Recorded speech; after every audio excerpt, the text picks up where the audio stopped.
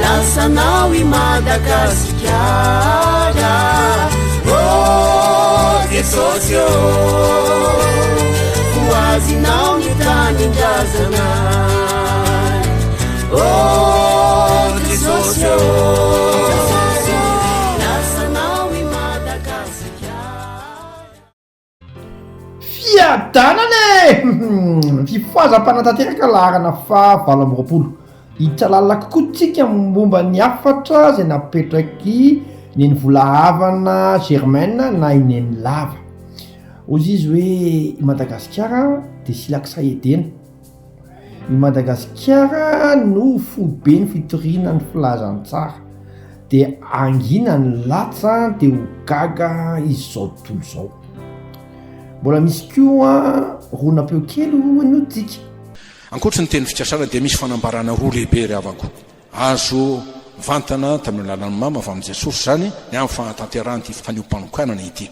Ny voalohany amin'izany dia hoe miteraka fifoazam-pana lehibe manomboka eto Madagasikara ka hatrany amin'ny farantany zao asa lehibe zao.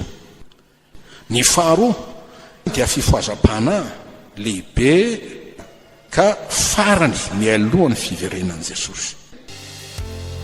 Tsy misy ny tongatonga ho azy no tsika samy homana fa ho avy ny fifoazam-panatanteraka.